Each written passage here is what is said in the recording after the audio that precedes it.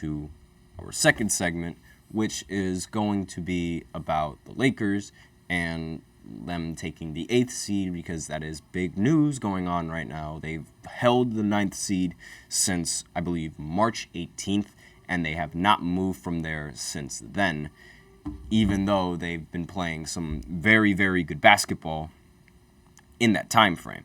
Now it feels like they haven't moved from the seedings, because it's like they've been in that same spot literally like from last year. That was the exact same spot that they were in, and they haven't been a top 8 seed since December 29th of 2023.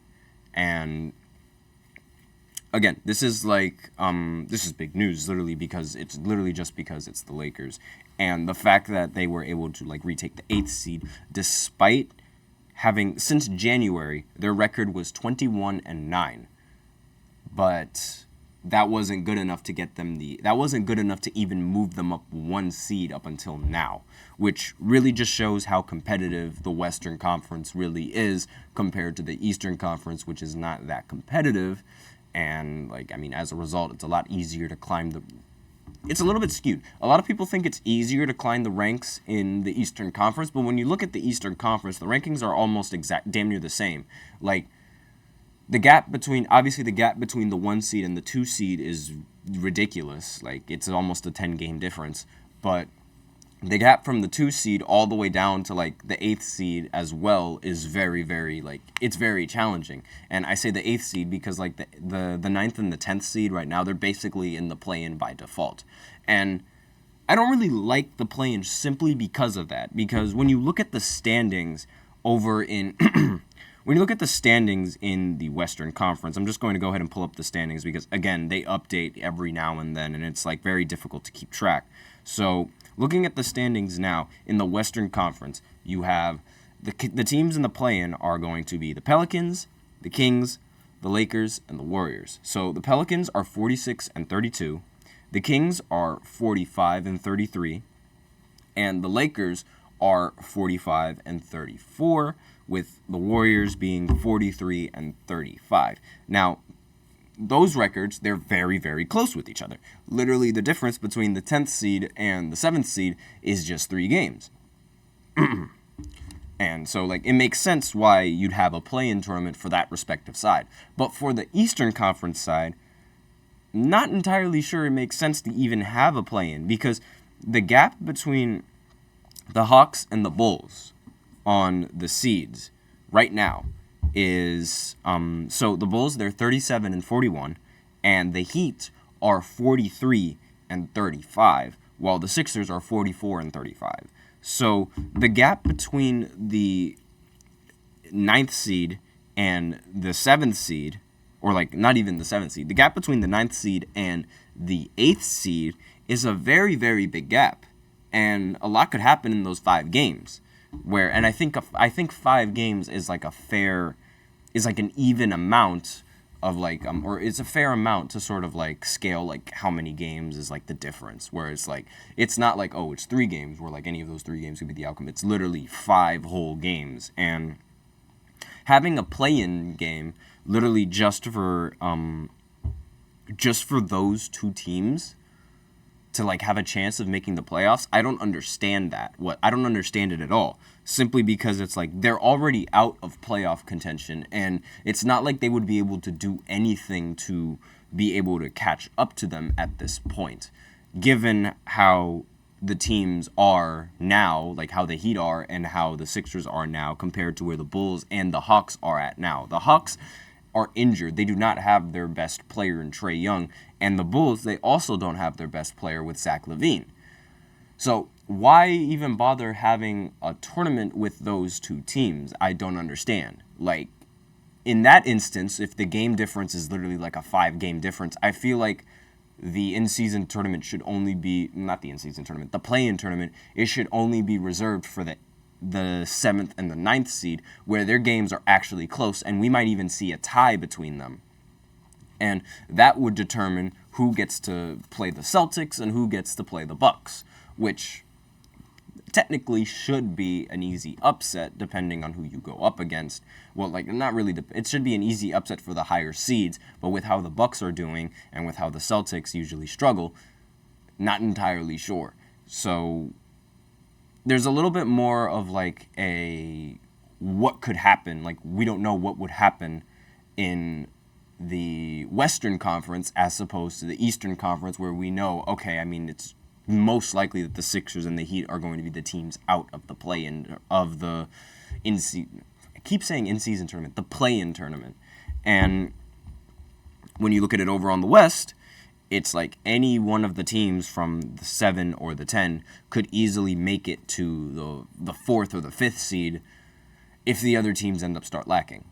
And it's completely different because it's like, I mean, the rest of the teams are much more condensed with each other. So with that in mind, what are the possibilities for the Lakers moving forward? What are the absolute best scenarios? What are the worst scenarios? What could happen? What might happen? What might not happen? I'm going to go over all of that. And how much time do we have? Okay, so we have around 5 to 10 minutes. Still a really good time. So I can definitely do all of that. So right now, I mean, I said the Lakers were taking the 8th, like they took the 8th seed, but like we have to wait for the Kings to play this game in order to like determine exactly like where their standings are completely, because now, according to Fox, it says that they're the 9th seed, which doesn't make any sense because I literally looked at it before and they were the 8th seed, but I digress. So we're just going to say, for argument's sake, that they hold the 8th seed for now. We're just for argument's sake. So they hold the 8th seed, and it could be one of two teams that they face as an 8th seed. Either they face the Pelicans off rip, like in the first round of the play-in, or they face against Phoenix in the play-in.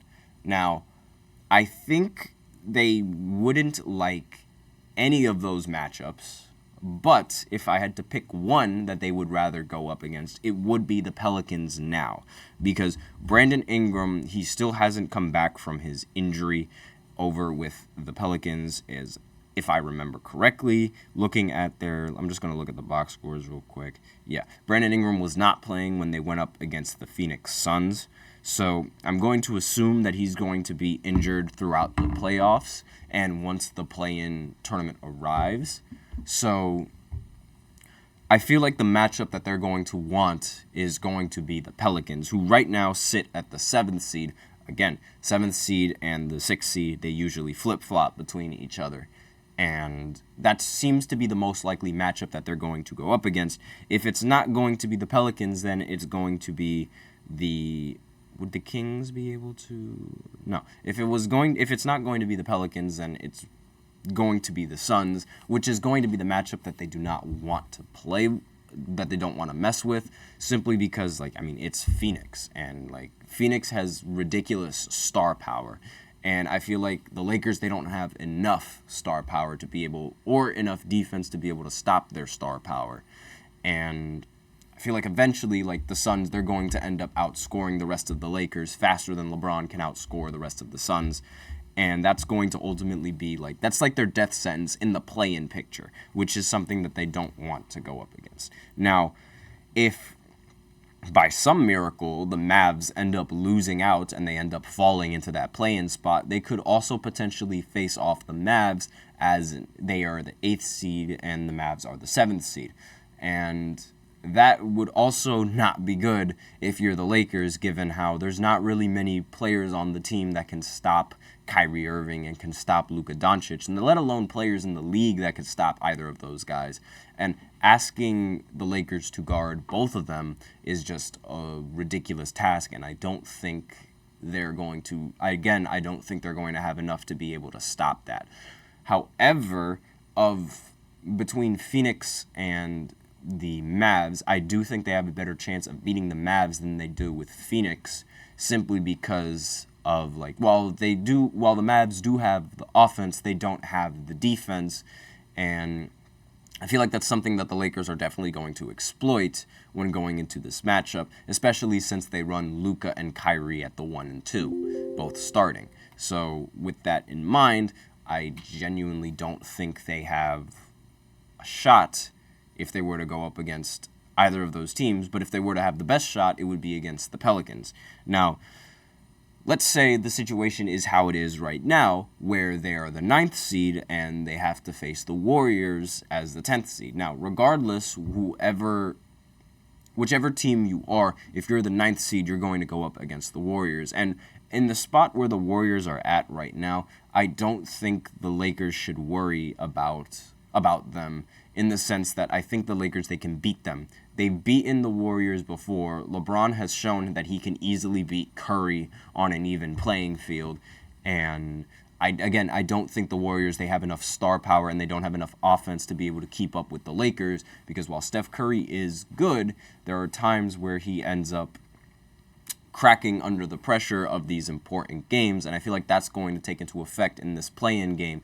And not just his play, but the rest of the Warriors' play as well is going to take into effect, and I don't think the Warriors are going to be able to keep up with the Lakers as a team, especially since the Lakers have already beaten them before.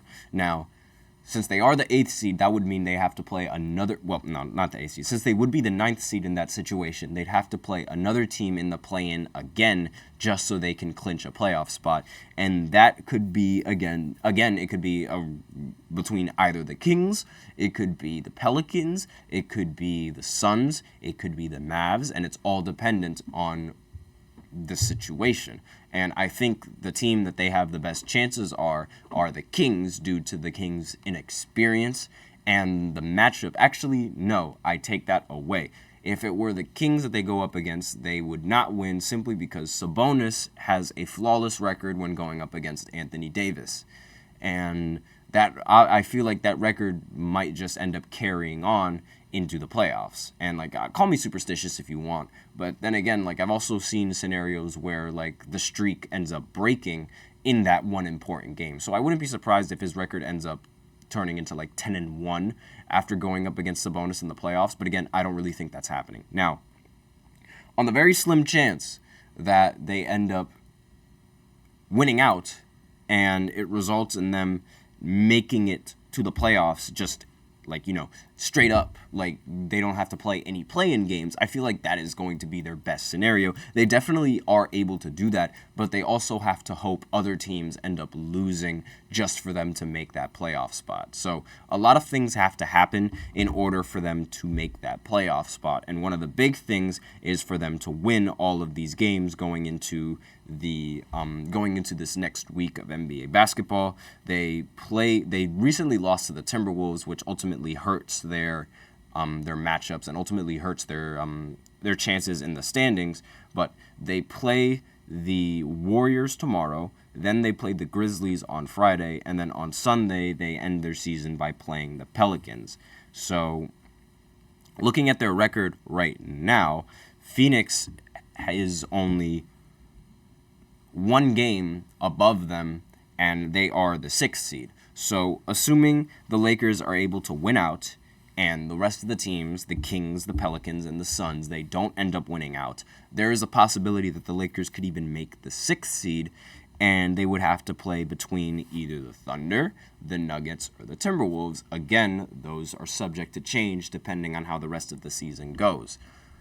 But the matchup that they do not want to be playing against when that does happen is Denver. And the matchup that they do want to go up against is the Oklahoma City Thunder. Of all of those teams, I feel like the Thunder are probably the most beatable team in that top 3. But those are my opinions. Those are like the standings, like where they're at right now with the Lakers. And with that, we are out of time for the second segment. So now I will go ahead and pivot to the third segment, where I talk about all of the NBA basketball games that went down yesterday. And there aren't going to be games tonight because of UConn going up against Purdue. So maybe I'll talk about that a little bit, but I highly doubt it. So I will be right back after this short break. Looking for your daily fix of sports talk without having to pay for it? GSMC Sports Network is available on YouTube. Just search GSMC Sports Network. Get your fix of daily sports talk shows on YouTube, absolutely free.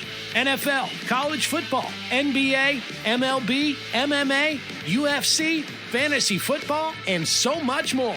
GSMC Sports Network has shows running all day long, with new sports shows starting every 2 hours. Just like on your favorite cable sports channel, except GSMC Sports Network is absolutely free. Just search GSMC Sports Network on YouTube to catch one of your new favorite shows, like the GSMC College Football Podcast, Chip Shot Football Podcast, Hoops and Heels Women's Sports Podcast, GSMC Basketball Podcast, and so many more. Check it out for yourself. GSMC Sports Network, now available on YouTube absolutely free. Search GSMC Sports Network on YouTube